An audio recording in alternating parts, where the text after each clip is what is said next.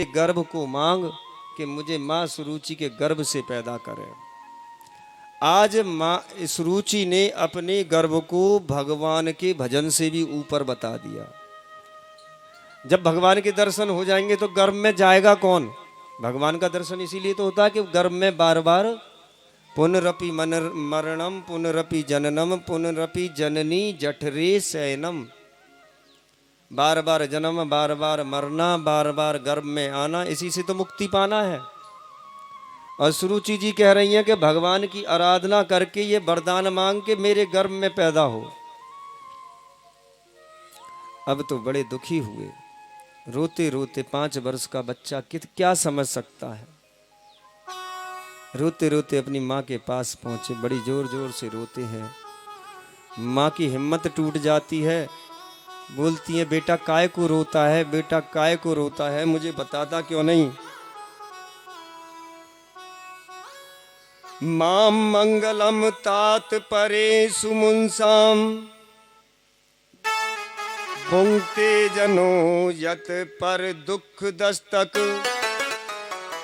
सत्यम सुरुच्या विहितम भवान में जद दुर्भगाया उदरे गृहीता। कि माँ ने मुझसे, सौतेली माँ ने ऐसे ऐसे कहा कि मेरे गर्भ से पैदा हो। सुनीति बहुत सीधी है, वो कहती है कि बेटा कौन सा गलत कह दिया तेरी माँ ने। मैं भी तो यही कहती हूं और तेरी माँ ने भी यही कहा कि जा भगवान की भक्ति कर। तो बेटा हर माँ यह चाहती है कि उसका बेटा जो है भगवान का परम भक्त बने और भगवान को प्राप्त करे। तो हे बेटा तू उस भगवान की आराधना कर, वही परम पिता है जो एक बार उनकी गोदी में बैठ जाता है वह कभी दूसरों की गोदी की उसकी अभिलाषा नहीं रहती। बोलिए जय श्री कृष्ण। अब तो माँ के आदेश से ध्रुव 5 वर्ष की अवस्था में वन के लिए चल देते हैं। वन में पहुंच रहे हैं, रास्ते में चलते जाते हैं तो जो भगवान की मार्ग में निकलता है, अब आप सोचो एक 5 वर्ष का बच्चा कितना सा होगा, अपने बारे में भी ढंग से नहीं जानता, खाना पीना भी नहीं मांग सकता ढंग से, बनाने की तो बात बहुत दूर। जंगल में पहुंच गए, भगवान ने नारद जी को भेजा जाओ देख के आओ, लड़के का ध्यान रखना है। नारद जी गए, रास्ते में मिले, जाके बोलने लगे कि हे बालक कहाँ जा रहे हो। बालक की जो है दृढ़ संकल्प बड़ा कठोर, बोले जा रहे हैं भगवान को प्रकट करने, भगवान की गोदी में बैठेंगे हम। नारद जी बोले कि भगवान को ढूंढने कहाँ जा रहे हो, गोदी कहाँ है भगवान की। बोले वन में जा रहे हैं, भजन करेंगे और भगवान को प्रकट करेंगे। बोले वन में तो जा रहे हो भजन करने, लेकिन एक बात और ध्यान रखो, भगवान मिलेंगे नहीं मिलेंगे इसकी तो कोई गारंटी नहीं है, लेकिन शेर भालू बंदर जरूर जंगल में मिलेंगे और एक ही बार में गप से आपका भोजन कर जाएगा छोटे से भगत जी। नारद जी से जब ऐसे वचन सुने, बोले महाराज आप कौन हो फिर? कि हम हैं नारद। बोले ऐसे नारद जी तो हमने भी कहीं नहीं देखे। बोले कैसे नारद जी? कि ना मैंने सुना है नारद जिसको मिल जाते हैं उसको गुरु मंत्र दे देते हैं, भगवान के दर्शन करा देते हैं, और तुम तो नारद कैसे हो? इसका मतलब तुम कोई नकली नारद हो जो हमसे भगवान से मिलने की बात नहीं कर रहे, उल्टी उल्टी बात कर रहे हैं, घर चले जाओ। नारद बड़े प्रसन्न हुए हृदय में कि देखो छोटा सा बच्चा कितना दृढ़ संकल्प है इसका भगवान को प्राप्त करने के लिए। अब तो नारद जी ने हृदय से लगा लिया कि मेरे बेटा मैं ही नारद हूँ, मैं ही हूँ नारद, मैं तो तेरा टेस्ट ले रहा था, मैं तो चेक कर रहा था कि तेरी भक्ति हल्की तो नहीं है। बोले भक्ति तो हमारी पूरी है, लेकिन भगवान कैसे मिले नारद जी ये बताओ। मैं तो आपको ही गुरु बना रहा हूँ। गुरु बिन भव निधि तरही न कोई, जो विरंच शंकर सम होई। चाहे स्वयं शंकर भगवान ही क्यों ना हो, गुरु के बिना उद्धार नहीं है। इसलिए गुरु का चयन किया नारद जी ने, गुरु मंत्र दिया, 12 अक्षरी मंत्र, ओम नमो भगवते वासुदेवाय, ओम नमो भगवते वासुदेवाय। इस मंत्र का जाप करो, ध्रुव जी जरूर आपको भगवान मिलेंगे। अब तो ध्रुव जी पहुंच गए जंगल में, पहली बार शुरुआत की है, तो कभी कभी भोजन ग्रहण करते हैं शाम को, और वो भी क्या, कोई फल मिल जाता है तो खा लेते हैं। अब जंगल में रोटियां तो कोई बना के देगा नहीं, फल फूल ही खा सकता है।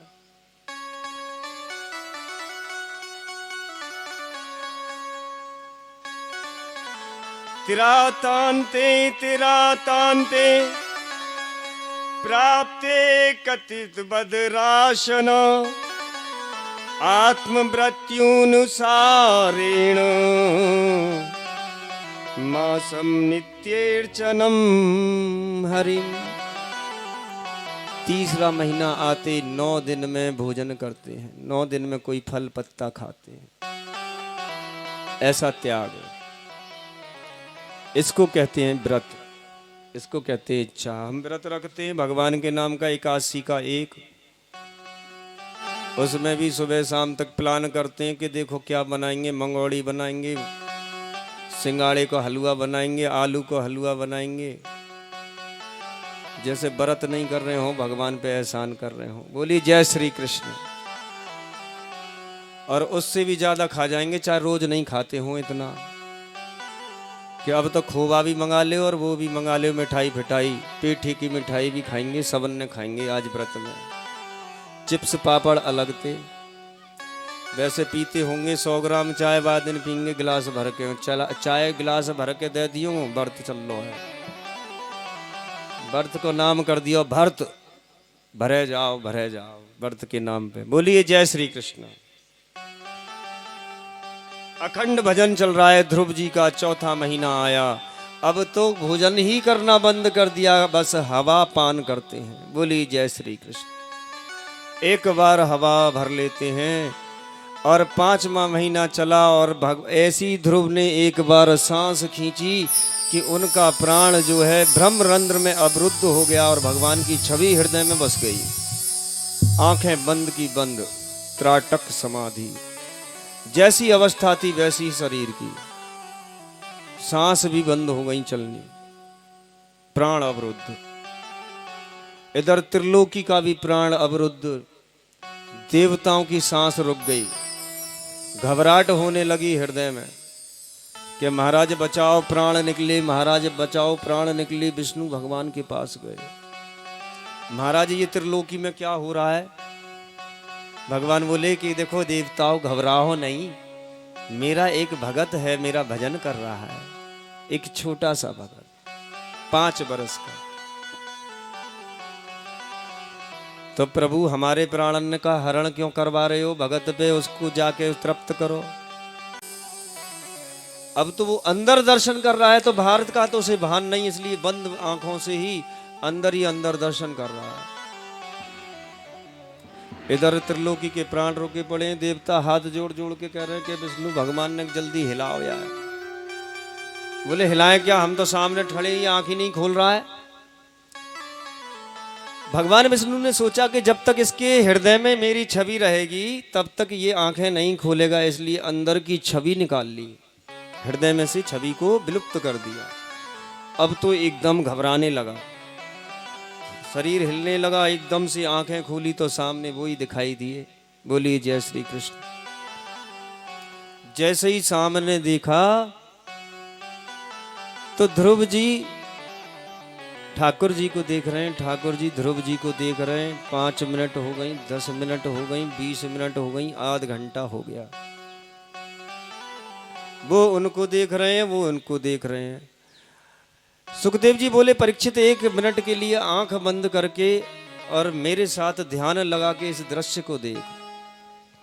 सुखदेव जी ने आंख बंद की, परीक्षित ने भी आंखें बंद कर ली, और ध्रुव के और भगवान जी के दर्शन कर रहे हैं।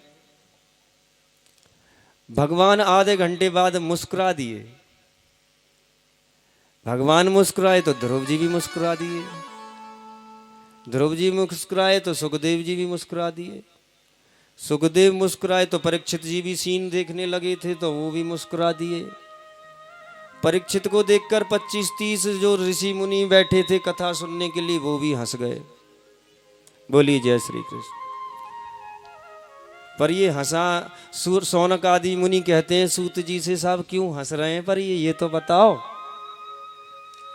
बोले भगवान तो इसलिए हंस रहे हैं कि देखो कितना नन्हा सा बालक है और कुछ बोलता नहीं है, इसलिए मुस्कुरा रहे हैं कि कैसा मेरा भगत है। बोले फिर ध्रुव जी क्यों मुस्कुरा रहे हैं? ध्रुव जी इसलिए मुस्कुरा रहे हैं कि क्या बोले महाराज, हमें तो कुछ बोलना ही नहीं आता है। बोलिए जय श्री कृष्ण। सुखदेव जी इसलिए हंस रहे हैं कि भगवान की दिव्य लीलाओं का दर्शन हो रहा है। इधर छोटे से बच्चे ध्रुव जी दिख रहे हैं, इधर भगवान दिख रहे हैं। परीक्षित इसलिए हंस रहे हैं कि देखो सदगुरुदेव भगवान की कृपा कि मुझे क्या दृश्य दिखाया है, कि मुझे भगवान के और ध्रुव के दर्शन कराए हैं। 25,000 संत इसलिए हंस रहे हैं कि देखो ये परीक्षित कितना घबरा रहा था कि 7 दिन में मुझकी मेरी मृत्यु होने वाली है, आज ये हंस रहा है, इसलिए संत हंस रहे हैं कि इसकी मुक्ति निश्चित है। बोलिए जय श्री कृष्ण। भगवान ने कपोल से शंख लगाया, ध्रुव जी को सारे वेद और वेदांत याद हो गए। बोलिए जय श्री कृष्ण। मूकम करोति वाचालम पंगुम लंघते गिरिम यत कृपा तम हम वंदे परमानंदम माधवम। मूकम करोति वाचालम। मूकम किसे कहते हैं? गूंगे को। वाचाल बोलने वाला, गूंगे को बोलना सिखा देते हैं। पंगु माने लंगड़ा व्यक्ति पहाड़ों को लांग जाता है और बहरा सुनने लगता है, अंधा देखने लगता है। बिना कानों के लोग सुनने लगते हैं, अंधा देखने लग। सूरदास जी अंधे थे जन्म से, लेकिन बिहारी जी के दर्शन करने रोज जाना। अब हम जैसे थोड़े से उद्यमी जो लोग थे वो बोले अंधे बाबा एक बात बताइए तो बिहारी जी में कहा दर्शन हो मैं? मान कि भैया तो जाते का लेनो दर्शन हो चना हो, जब तेरे आंख है ही ना है तो दर्शन कैसे हो मैं? माने भैया मुँह बिगर आंखन के ही दर्शन हो मैं। एक ने पूछी बताइयो कैसी ड्रेस पहन रखी है? बिहारी जी ने बोले भाई पीले रंग की पहन रखी है। बोले पहन तो पीले रंग की रखी है। बोले जरूर यार बाबा जी ने कही थे पूछ ली होगी कि ठाकुर जी के दर्शन कौन सी ड्रेस में है, कैसे कपड़ा पहन रखे, कैसे वस्त्र हैं। अब जो कि उसने क्या किया कि जाके पुजारी से तो बोला कि पुजारी जी ऐसा करना कल भगवान का कोई श्रृंगार मत करना, और जब अंधा आ जाएगा ना जब ही पट खोलना, आप पर्दा को जब ही सरकाना। बोली जय श्री कृष्ण। सूरदास जी